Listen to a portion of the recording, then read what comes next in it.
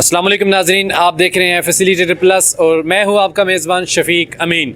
नाजरीन, जैसे कि आप जानते हैं कि हम फैसिलिटेटर प्लस के प्लेटफॉर्म से आपके सामने पाकिस्तान की इंडस्ट्री के, पाकिस्तान के बिज़नेस के टैलेंटेड और हुनरमंद अफराद को आपके सामने लेके आते हैं और हम पाकिस्तान के बिज़नेस को अपने प्लेटफॉर्म पे प्रेजेंट करते हैं ताकि आपके पास बिज़नेस करने के नए नए आइडियाज़ आ सकें और हम आपके सामने बिज़नेस करने के नए नए फैक्ट्स जो हैं वो अनफोल्ड करते हैं ताकि अगर आप अपना बिज़नेस कर रहे हैं तो वो मज़ीद तरक्की और ग्रोथ की तरफ जा सके, और अगर आप अपना बिज़नेस करना चाहते हैं तो उसके लिए भी आपको एक मुकम्मल रहनुमाई मिल सके।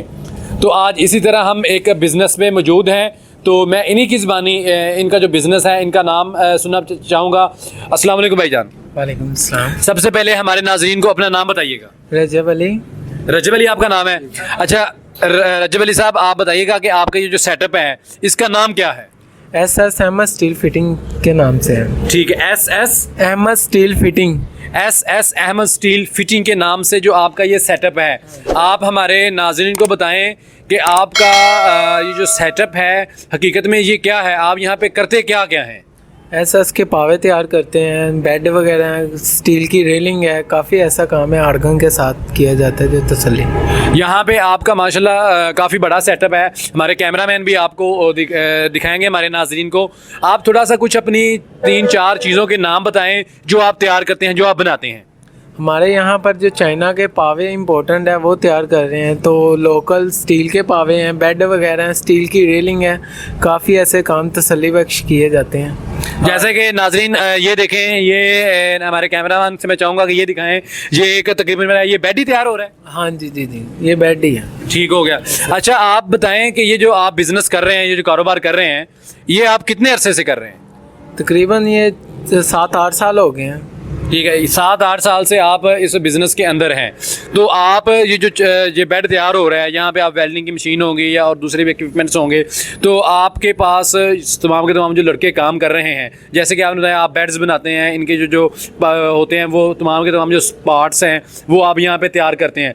तो आप इसके लिए जो मटीरियल यहाँ पे पाइप्स हो गए, ये सारी चीज़ें हो गई, तो ये आप कहीं से परचेज़ करते हैं? जी, ये हमारा फैक्ट्री से डायरेक्ट आ रहा है माल इस टाइम। तो ठीक है, यानी कि ये आप ये जो मटेरियल आपको ख़रीदना पड़ता है वो आप डायरेक्ट फैक्ट्री से परचेज़ करते हैं और आप वो यहाँ पे ला के असेंबल करके, और यहाँ पे जो आपके कारीगर बैठे हुए हैं वो इसको असेंबल करके एक प्रोडक्ट बना देते हैं। अच्छा आप ये बताएं कि ये जो स्टील के बेड्स हैं, ये मतलब मैंने पहली दफ़ा देखा है, अमूमन हमने लकड़ी के बेड्स देखे हैं, तो ये कहाँ पे इस्तेमाल होते हैं, ये किस तरह के लोग लेके जाते हैं? ज़्यादातर ये घरों में इस्तेमाल हो रहे हैं। बहरहाल ये लकड़ी के से ज़्यादा पायेदार, मजबूत हैं, काफ़ी अर्सा चलने वाली चीज़ है, लाइफ टाइम। ठीक है, यानी कि आपका कहना है ये है कि ये लकड़ी से ज़्यादा मजबूत है और ज़्यादा चलने वाली चीज़ है और ये लाइफ टाइम है। ठीक है। अच्छा, एक तो हो गया आपके लकड़ी के बेड और आपने इसके पार्ट्स बता दिए वो जो आगे जो भी हैं। बेड्स के अलावा कोई मेज़, कोई कुर्सियाँ या कोई इस तरह का चीज़ भी बनाते हैं आप? यहाँ हर चीज़ का काम तसल्ली से किया जाता है, यानी कि रेलिंग होगी घरों की, ज़्यादातर स्टील के पाए हो गए, बेड जो भी आए काम तसल्ली से किया जाता है। सही हो गया। यानी कि आप यहाँ पे स्टील से बने हुए ये जो हमें आम फर्नीचर मिलता है जो कि लकड़ी से बना हुआ आता है, आप बेड्स, चेयर्स, टेबल्स, वो तमाम का तमाम यहाँ पे आप स्टील से बना हुआ बनाते हैं। इसके अलावा वो जो सीढ़ियाँ होती हैं स्टील की, वो भी आप बनाते हैं? जी जी, ये रेलिंग है स्टील की, SS की, फैंसी चाइना के पावे तैयार किए जाते हैं, मुकम्मल यानी कि काम है हमारा। ठीक है। अच्छा आप हमारे नाज़रीन को ये बताएं कि अगर हमारे व्यूअर्स में से आपका कस्टमर यहाँ पे आपकी चीज़ों को देखता है तो आप उसको बताएं आपकी जो सबसे जो सस्ती चीज़ है, ठीक है, जो आपकी प्रोडक्ट है, वो लेट्स सपोज एक बेड है, वो किस रेंज से आपके पास, किस रेंज तक चीज़ें मौजूद हैं? हमारे पास हर रेंज में है, यानी कि 20-30 से लेकर ऊपर ही जा रही है, कॉस्ट नीचे भी आ रही है, जहाँ जितनी कस्टमर डिमांड करे उसके मुताबिक काम हो जाए। यानी कि आप कह रहे हैं कि आप कस्टमर की डिमांड के मुताबिक चीज़ तैयार करके देते हैं ऑर्डर के ऊपर, ऐसे ही है? आप चलें सर सीधे ये बताएं, एक जो आम बेड ये भी तैयार हो रहा है, तो ये बेड कितने को, इस पे कॉस्ट कितनी आ जाएगी? इस पे तकरीबन कॉस्ट आ जाएगी A to Z स्टील का, इसमें लोहे का कोई चीज़ नहीं है, ऐसे लोहे का एक पेज तक नहीं है। इसकी कॉस्ट तकरीबन 45,000 तक आ रही है। इसकी कॉस्ट 45,000 तक आ जाएगी।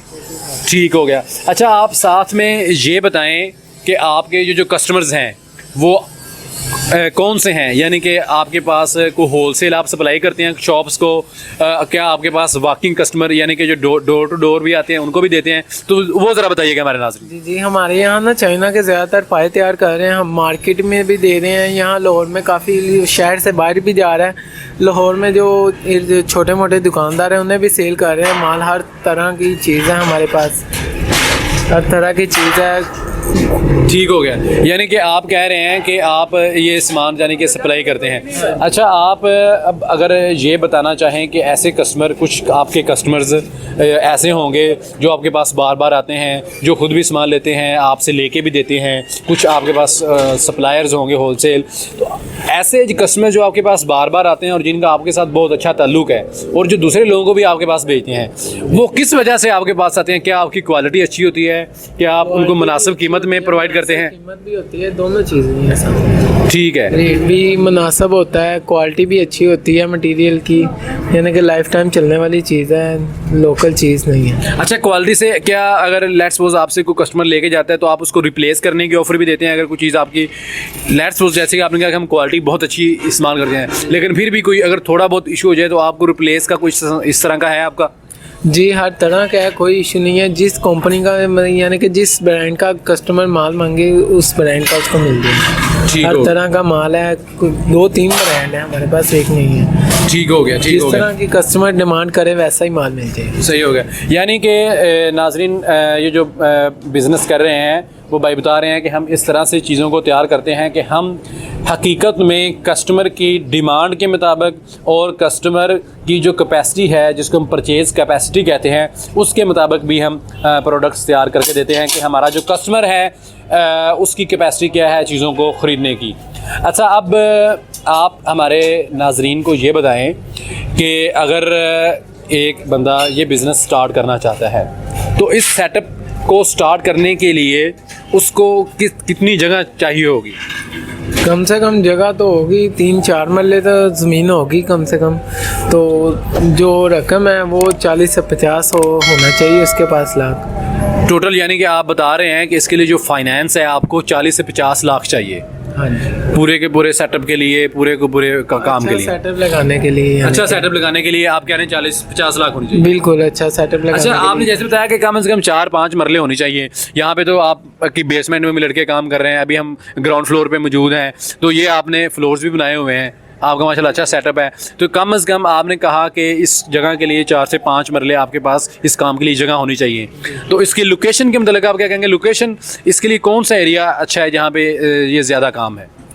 लोकेशन हर जगह पर है, यानी कि जिस जगह पर कम से कम दुकानें हैं वहाँ तो लोकेशन अच्छी होती है। यानी कि अब ये बंद रोड है, यहाँ काफ़ी लोकेशन है अच्छी, एक नहीं है, काफ़ी दुकानें हैं, चल रहा है माल होलसेल में, जो यानी कि दुकानदार में चल रहा है काफ़ी। अच्छा, जैसे आपने बताया कि बंद रोड इसी मतलब कि मार्केट ऐसी ही है आपके इंस्ट्रूमेंट और आपके काम के मतलब की, तो आप ये बताएं कि इसके लिए आपने जगह तो बता दी, जगह तो आपने बता दी, आप ये बताएं कि ये जो आप कर रहे हैं कि आपने जगह बता दी, इसके हवाले से आप ये बताएं कि हकीकत में आपने फाइनेंस भी बता दी कि यहाँ पे तकरीबन 40-50 लाख रुपए उसके पास होने चाहिए, ठीक है। और स्किल्स के बारे में बताएं कि ज़ाहिर सी बात है, अगर उसने काम करना है तो उसके पास स्किल होनी चाहिए, ठीक है। उसके पास ये कौन सा होना, यानी ऐसे तो काम नहीं शुरू किया जैसे एक्सपीरियंस स्किल मैटर करे, तो उसके पास स्किल कौन सी होनी चाहिए? उसके बाद हर चीज़ का हुनर होना चाहिए, जो कैटेगरी का वो काम कर रहा है इससे शुरू, तो उस चीज़ का उसे हुनर होना चाहिए थोड़ा सा लाजमी। उसके बाद यानी कि हुनर ही है जो बेहतर है, कारीगर होने चाहिए उसके पास, ये सारा सिस्टम होगा तो वो चला सकता। कारीगर कौन से? वेल्डिंग वाले कौन से कारीगर? वेल्डिंग वाले भी, हेल्पर भी चाहिए, वेल्डिंग वाले भी चाहिए, पॉलिश वाले भी चाहिए, सारे कारीगर उसके साथ पास होने चाहिए जिसकी वजह से वो काम इस्तेमाल। ठीक है, यानी कि आप कह रहे हैं कि अगर कोई बंदा बिजनेस करना चाहता है, एक तो ये है कि उसके पास जो स्किल है वो उसके पास वेल्डिंग करने की मुकम्मल तौर पे होनी चाहिए, स्टील का माल की जो ऑथेंटिसिटी आपने चेक करनी है कि ये जेन्युइन है, एक नंबर है, तो उसका इसको पूरा नॉलेज होना चाहिए, इल्म होना चाहिए। प्लस उसके पास लड़के ऐसे होने चाहिए जो एक्सपर्ट हो वेल्डिंग के और इस तरह के काम के, कटिंग के, वेल्डिंग के, ये तमाम के तमाम उसके पास लोग होने चाहिए, ये उसके पास हुनर होना चाहिए। ठीक है, अब आप ये बताएं कि जो कोई बंदा बिजनेस स्टार्ट करता है उसके लिए कस्टमर्स जो हैं वो कैसे डेवलप होते हैं, कस्टमर्स कैसे आएंगे उसके पास, यानी कि उसके कोई तल्लुक होगा ऐसा, ठीक है, वो तल्लुकात कैसे लाजमी बात है, तल्लुकात होंगे थोड़े से तो कस्टमर आएंगे, तल्लुकात नहीं होंगे तो कैसे तो आएंगे? आप तल्लुकात के लिए क्या कह रहे हैं कि ये जो बंद रोड है इसके ऊपर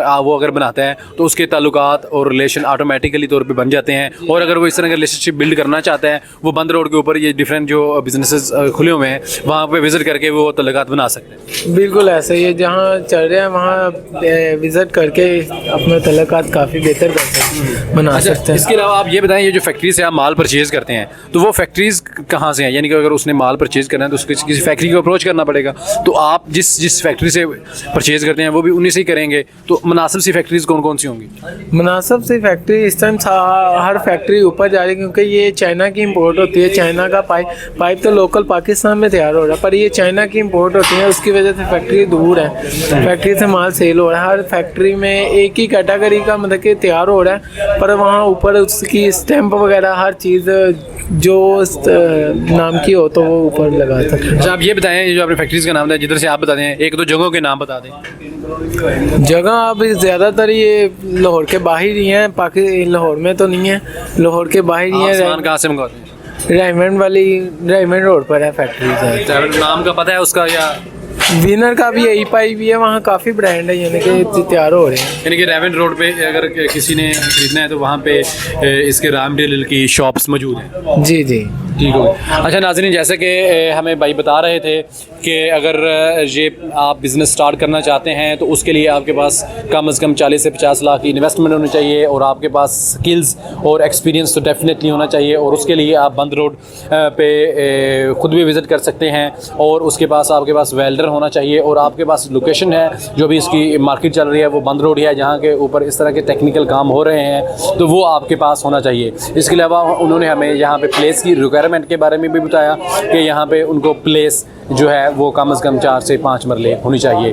तो अच्छा, इसके बारे में भी आप आखिरी मैसेज दे दें कि ये जो कस्टमर्स हैं, ठीक है, कस्टमर्स आपके पास आते हैं तो आपने प्रोडक्ट्स की को बताइए कि हमारे पास जो है ना 40-50 हज़ार तक का जो हम बेड तैयार करके देते हैं, प्लस हम कस्टमर की डिमांड के मुताबिक भी चीज़ तैयार करके देते हैं, ठीक है। अच्छा, इसके बारे में आप सिर्फ हमारे कस्टमर्स को ये बता दें कि ये अगर वो आपसे कोई टेबल, चेयर्स और बेड या फर्नीचर के रिलेटेड कोई भी सामान या सीढ़ियाँ बनवाना चाहते हैं तो वो आपसे कांटेक्ट कर सकते हैं। नाज़रीन, कांटेक्ट करने के लिए हमारी जो स्क्रीन है उसके ऊपर नंबर दे दिया जाएगा, तो आप इनसे कांटेक्ट करके फर्दर डिटेल्स भी ले सकते हैं। तो आप हमारे कस्टमर को डिस्काउंट पे और अच्छी क्वालिटी की चीज़ देंगे, अच्छी क्वालिटी की चीज़ देंगे, यानी कि डिस्काउंट भी होगा इंशाल्लाह ताला, मार्केट से मुनासिब होगा तो अच्छी प्रोडक्शन भी होगी। अच्छा जी, ये हमारे साथ भाई मौजूद थे, इन्होंने हमें अपने बिज़नेस के मुतालिक बताया और अपने बिज़नेस के मुतालिक बताया, और इसके साथ साथ उन्होंने ये बताया कि अगर भाई बिज़नेस करना चाहते हैं तो उनके लिए क्या क्या चीज़ें उनको रिक्वायर्ड होंगी, कौन कौन सी मालूमात उनके पास होनी चाहिए, प्लस अगर कोई कस्टमर उनके पास आता है तो उसके पास उसको ये किस तरह से आसानी मुहैया कर सकते हैं, कौन कौन सी किसी चीज़ें किस रेट पे मुहैया कर सकते हैं। तो आज हम इसी बिज़नेस आइडिया के साथ आपके सामने मौजूद थे। ये एक नया बिज़नेस था कि अगर आप जो लोहे का फर्नीचर बनता है, बेड्स, कुर्सियाँ, चेयर्स, स्टेयर्स, तो इसमें मौजूद थे। आपने इनका गुफ्तगू को सुनी भाई की, मैं उम्मीद करता हूँ कि ये गुफ्तगू आपको पसंद आई होगी और आपके लिए ये हेल्पफुल होगी। इसी मैसेज के साथ कि आप फैसिलिटेटेड प्लस को देखते रहिए, जो कि आपके साथ डिफरेंट किस्म के आपके सामने बिज़नेस आइडियाज़ लेके आता है, और हमारे जो व्यूअर्स हैं उनमें से कस्टमर्स हैं तो उनके लिए भी हम आसानी पैदा करते हैं, और कस्टमर और बिजनेसमैन के दरमियान हम एक ब्रिज का रोल प्ले करते हैं। इसी दुआ के साथ हमें दीजिए इजाज़त, अल्लाह निगहबान। फैसिलिटेटर्स प्लस पाकिस्तान का वाहिद डिजिटल प्लेटफॉर्म जो कि पाकिस्तानी सनत के काबिल और हुनरमंद अफराद के इल्म और फन को न सिर्फ पाकिस्तान में फ़रोग़ देने बल्कि साथ ही साथ उनकी मसनूआत और सर्विसेज को पूरे पाकिस्तान में पहुंचाने के लिए अपनी ख़ुसूसी सर्विसेज भी फ्राहम कर रहा है। नीज़ कारोबारी हज़रात की कंपनी की तशहीर के लिए भी मुकम्मल सहूलियत फ्राहम कर रहा है। लिहाजा अगर आप भी बदलते वक्त के जदीद तकाज़ों के मुताबिक आसानी के साथ अपने इल्म, हुनर, सर्विसेज, मसनूआत और बिजनेस की तशहीर और तरक्की चाहते हैं तो दिए गए नंबर पर फौरी रब्ता करें। शुक्रिया।